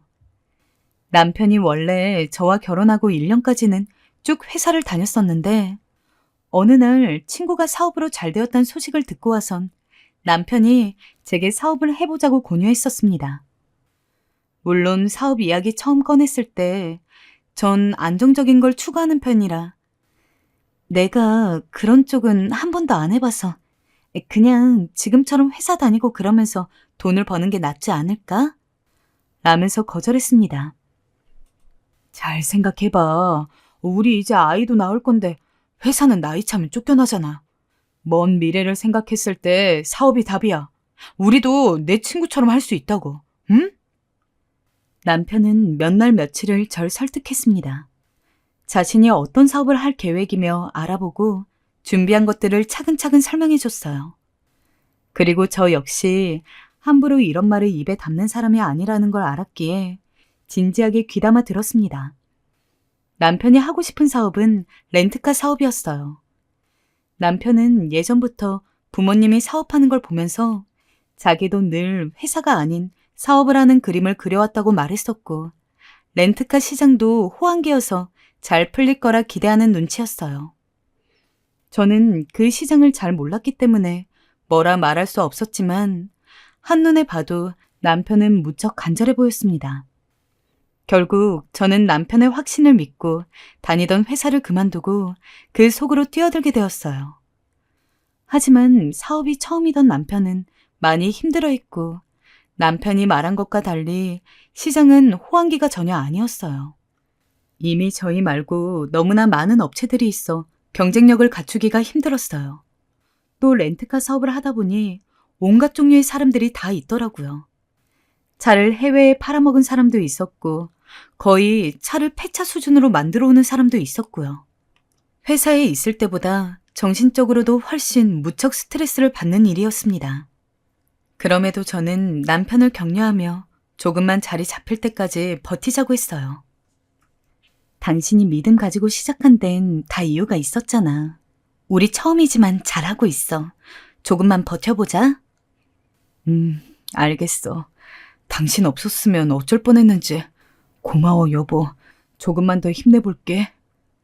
하지만 남편은 어째 점점 힘이 빠져나가는 듯 했습니다. 점점 기운을 잃었고 의욕마저 잃어가는 것 같았어요. 중요한 일은 제가 거의 다 도맡아야 했고 남편은 마음 추스리기도 바빴습니다. 연애할 때야 같이 사업을 해본 적이 없으니 몰랐지만 이렇게 유약한 면이 있었는진 전혀 모르고 있었던 터라 저도 옆에서 많이 답답했습니다.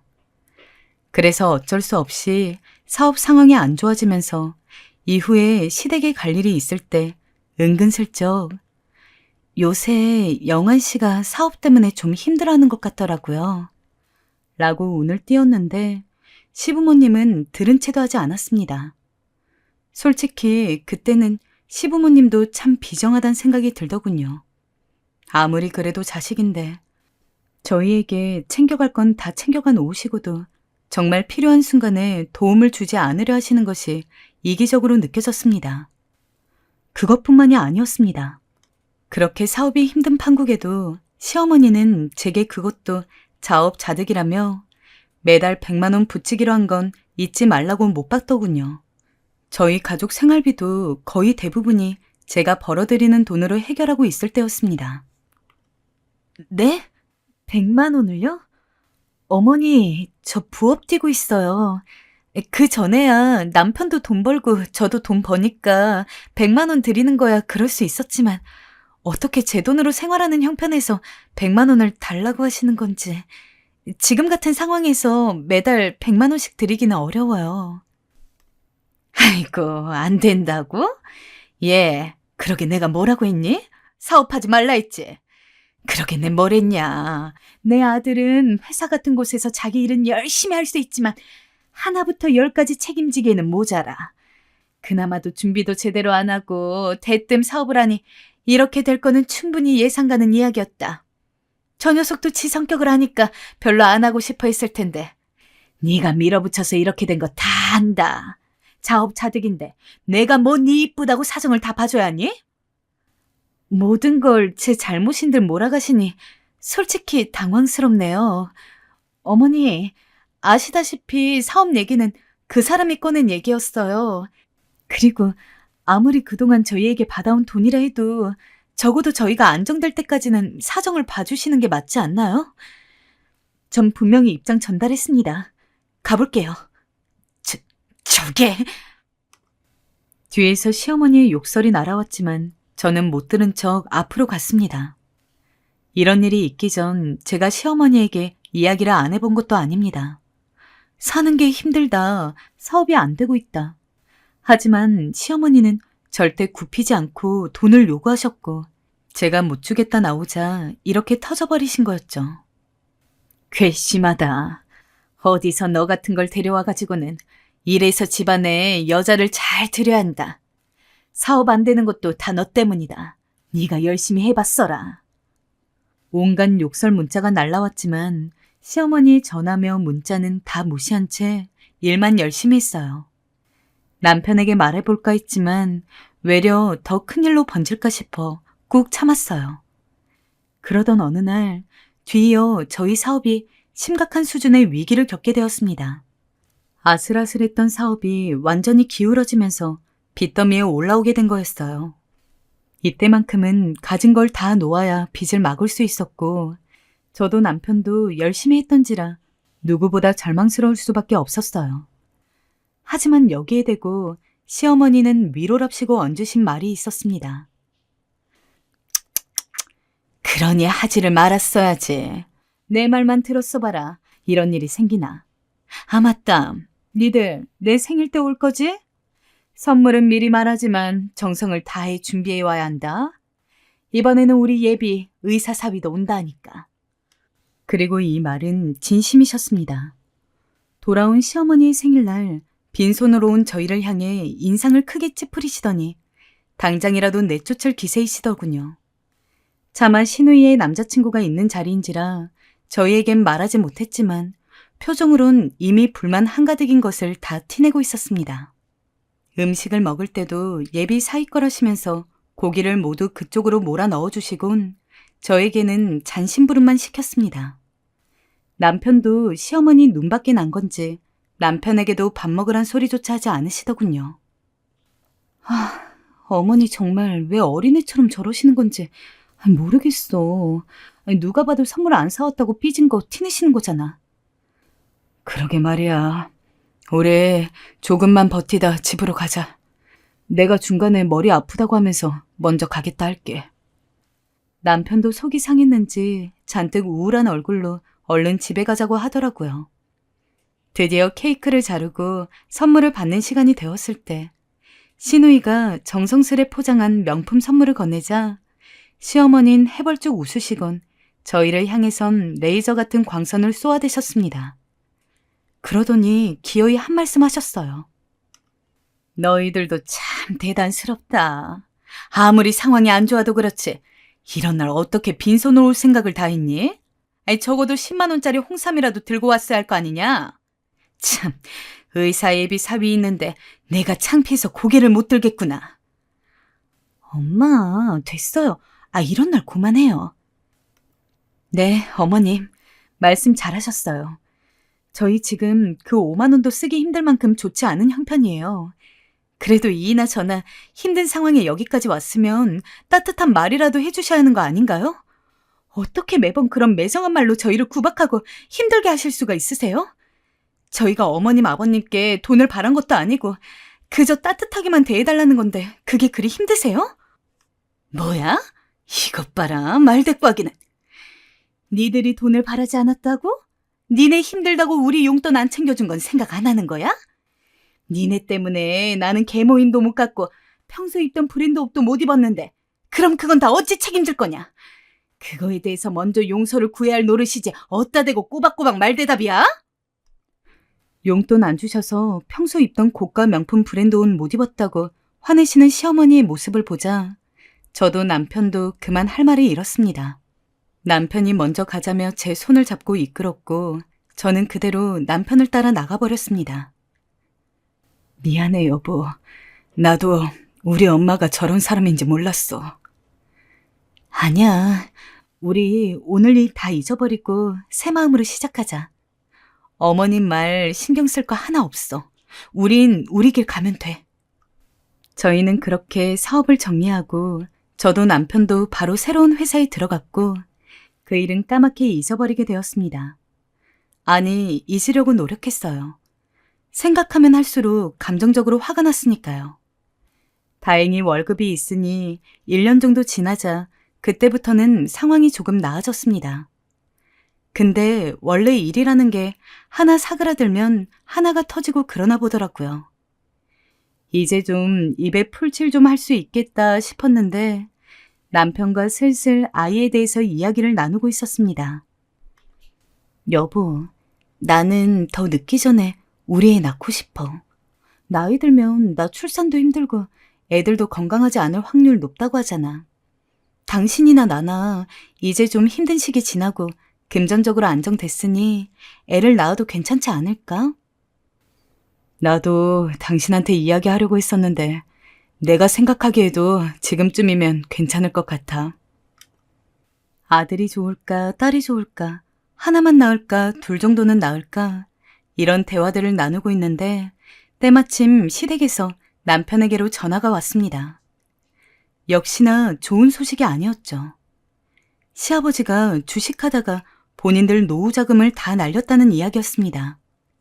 그리고 곧바로 시어머니가 다음날 오셔선 손을 내미셨습니다. 니들 모은 돈 있지? 그것 좀 줘봐라. 네? 무슨 모은 돈이요? 니들 자녀 계획 세우고 하면서 돈 모으고 있었을 거 아니야. 그거 주라고. 시부모님의 말은 뻔뻔스럽기 그지없었습니다.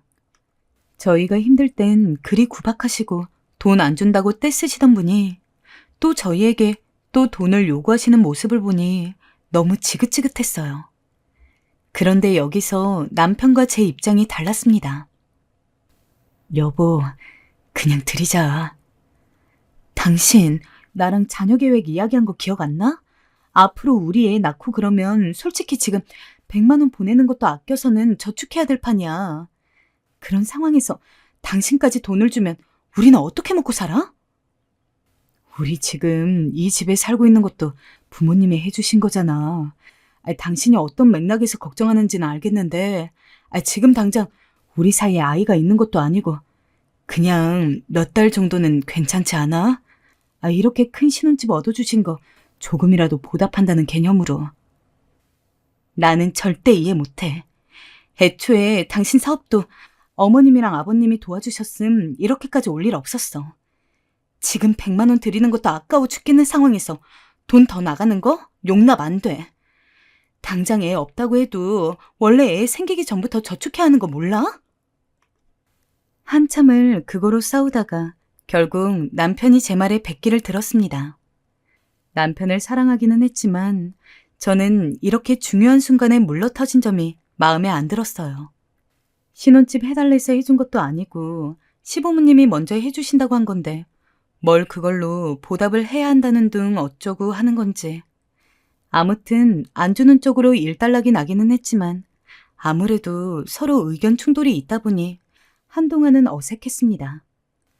그 와중에 시어머니에게서 전화가 왔죠. 할 말이 있으니 오늘 시아버지랑 같이 들릴 거라고요. 대충 오실 시간 맞춰서 저녁 밥상을 차려놓고 남편과 기다리고 있자니 시어머니가 시아버지와 와서는 대뜸 너네 이사 가야겠다 고 이야기했습니다. 아니, 잘 살고 있는데 갑자기 이사라니요? 어안이 벙벙한 눈으로 보자 시어머니는 말을 이었습니다. 우리가 너네 신혼집으로 사준 이 아파트가 이번에 알아보니 7억에 올랐다더라. 내 처음 이 집 사줄 때는 이럴 생각이 없기는 했는데 지금 우리 사정이 좋질 않으니 이 아파트를 팔고 너희는 조금 작은 집으로 이사를 갔으면 좋겠다. 그리고 오른 7억만 우리한테 줘라. 한마디로 시부모님이 신혼집으로 사준 아파트가 7억에 올랐으니 저희한테는 변두리로 이사를 가고 집값 오른 7억은 그대로 자기들한테 달라는 이야기였습니다. 저도 저희 집 가격 오른 건 알고 있었습니다. 근데 막말로 저희 집만 가격 오른 거 아니잖아요. 저희 집 7억 올랐으면 다른 집들도 최소 몇 천, 최대 몇 억은 올랐을 텐데 그거는 생각도 안 하고 본인들이 먼저 사준 집 이제 와서 돈 오르니 고스란히 빼가려는 심보로밖에 안 보였습니다. 제가 아마 이렇게 생각하게 된 데는 지금껏 시어머니에게 당한 게 많기 때문이었을 겁니다. 남편은 진정하라며 일단 여기보다 더 좋은 곳이 있을 수도 있으니 같이 살펴보자길래 부글부글 끓는 속을 내리누리고 남편 말대로 여기저기 알아보았는데 지금 상황에서 현재 살고 있는 집보다 더 좋은 곳은 없었습니다. 저희 각자 회사가 지금 집에서 멀지 않아서 출퇴근하기 편했는데 그런 거 다 고려하면서 집값까지 같이 보자니 완전 경기도 변두리까지 가야 했습니다. 게다가 제 출퇴근 시간도 왕복 3시간이나 걸렸어요. 저는 도저히 안 되겠다며 이건 우리가 시부모님한테 제대로 이야기해야 한다고 말했지만 남편은 어떻게든 타협점을 찾고 싶은지 며칠만 더 찾아보자고 저를 다독였습니다. 하지만 솔직히 저는 지금 집에서 나가고 싶지 않았어요. 이미 나중에 애 낳고 하면 여기 근처에서만 살 거 생각하고 어린이집이며 뭐며 혼자 죄다 알아본 상황인데 그래서 일부러 남편 출근하고 없을 때 시어머니에게 먼저 연락했습니다. 저희 집에서 그때 이야기를 마저 하고 싶다고요. 이 집 저희가 달라고 했던 것도 아니고 어머님이 아버님이랑 같이 주신 거잖아요. 만약 어머님이 한 1, 2억 정도만 요구했으면 저도 생각 못 해볼 거 아니었어요. 근데 오른 집값을 그대로 달라고 하는 건 솔직히 아니지 않나요? 저희 집값만 오른 것도 아니고 지금 상황에서 남편 출근, 제 출근 다 따져보면서 이사 가려면 올랐다는 7억 다 투자해서 가는 수밖에 없어요. 아버님 주식 망한 건 안타깝지만 그렇다고 해서 애도 낳고 잘 살아야 하는 저희한테 그런 무리한 부탁하시는 건 좀 아닌 것 같습니다. 죄송합니다. 욕먹을 거 각오하고 한 말이긴 한데 진짜 엄청나게 욕하더라고요. 무슨 내 아들을 잡아먹는 여자라느니 뭐니. 아니, 저랑 남편 서로 사랑해서 결혼한 거고 시부모님도 결국 저희 결혼 허락한 상황이면 저로서는 당연히 저랑 남편 살 길 생각하는 게 당연한 거 아니겠습니까? 그리고 애들도 아니고 자기들이 집 줬으면 그만이지 줬다 뺏는 것도 아니고 시부모님이 너무한 거 아닌가요? 아무튼 절대 안 돼요. 저희 여기서 이사 못 가요. 그런데 한 번 더 못을 박으며 대들자 시어머니가 대뜸 제 머리채를 쥐고 막 흔들었습니다. 짜증이 확 나서 제 머리채를 쥔 시어머니의 손을 떼어내고 그대로 도망 나왔습니다. 그리고 그 길로 핸드폰과 지갑만 챙겨들고 바로 나와서는 집에서 좀 먼 카페로 향하며 씩씩댔습니다. 제가 뭘 잘못했다고 가족도 아닌 사람한테 머리채를 잡혀야 하는지도 모르겠고 그냥 그 상황이 전부 화가 났고 힘이 들었습니다. 그리고 울면서 남편한테 10번도 넘게 전화를 해서는 시어머니가 제 머리채 잡은 거 다 이야기했어요. 난 당신 부모님이랑 인연 끊고 살아야 할 것 같아. 당신도 여기서 행동 똑바로 해. 나야 아니면 부모님이야? 당신이 부모님 택할 거면 난 이혼할 거야. 그런 줄 알아. 그리고 전화를 뚝 끊었습니다. 커피 한 잔 마시면서 마음 가라앉히고 집에 가니 시어머니는 떠났는지 없더군요. 발 닿은 자리 하나하나조차 싫어서 물걸레로 바닥 빡빡 닦고 남편 퇴근까지 기다렸는데 남편이 진짜 헐레벌떡 뛰어 들어와서는 이야기 좀 하자길래 한 번 더 강조했습니다. 더 이상 시부모님이랑 이렇게 실랑이 하면서 살기 싫으니 당신이 나랑 시부모님 중 한쪽을 택하라고요. 당신이랑 살고 싶어. 부모님이 다시는 안 그러도록 할게. 인연도 끊어. 당신 너무 물러터져서 분명 시어머니가 불쌍한 소리 하면 금방 혹해서는 또 이런 일 생길 것 같으니까. 알았어. 엄마랑도 연락 안 할게.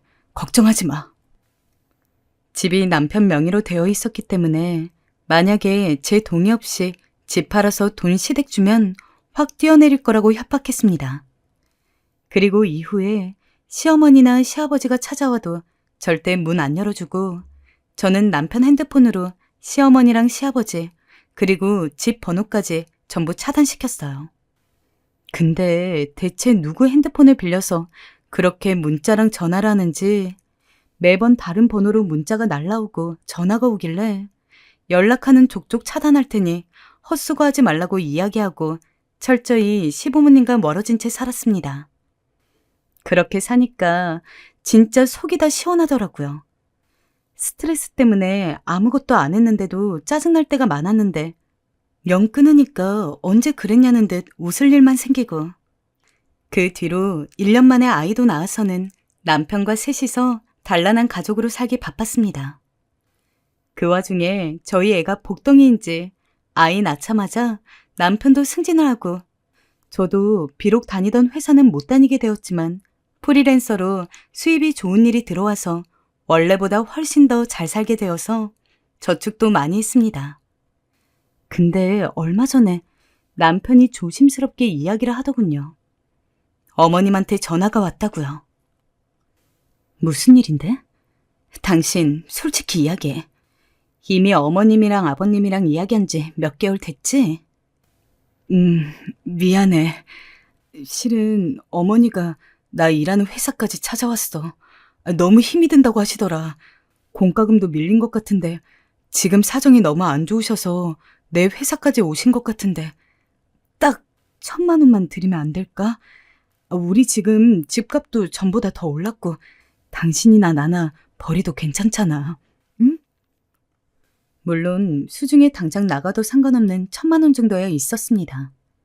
하지만 시부모님한테 줄 돈은 땡전 한 푼도 없었습니다. 애초에 남의 머리채까지 잡고 제가 무슨 엄청 나쁜 사람이라도 되는 것처럼 굴었는데 막말로 그런 시부모 뭐가 이쁘다고 제가 생돈 1,000만 원을 줘야 하는 건지 도통 이해할 수가 없었어요. 남편은 그럼 자기 월급에서 지금부터라도 조금씩 모아주겠다며 어떻게든 저를 설득하려 했지만 저는 그것도 반대했습니다. 지금 남편 월급이며 제 월급이며 다 제가 관리하고 있고 생활비에 저축할 돈 다 계산해서 들어가고 있는데 무슨 말도 안 되는 소리를 하는지. 근데 그 이후로 남편이 제게 말을 안 걸었습니다.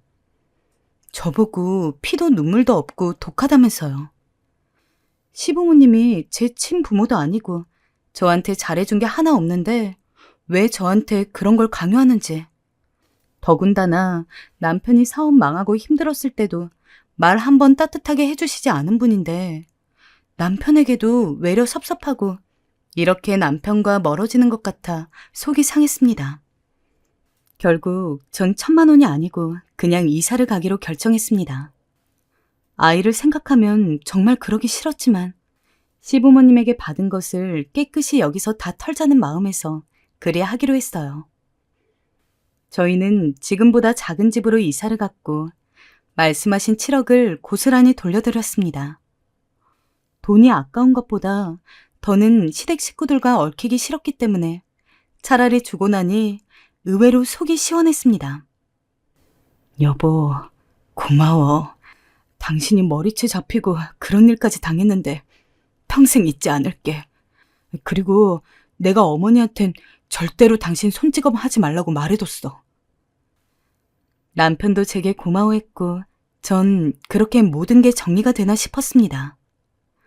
그런데 얼마 전 시어머니가 저를 보자고 하시더라고요.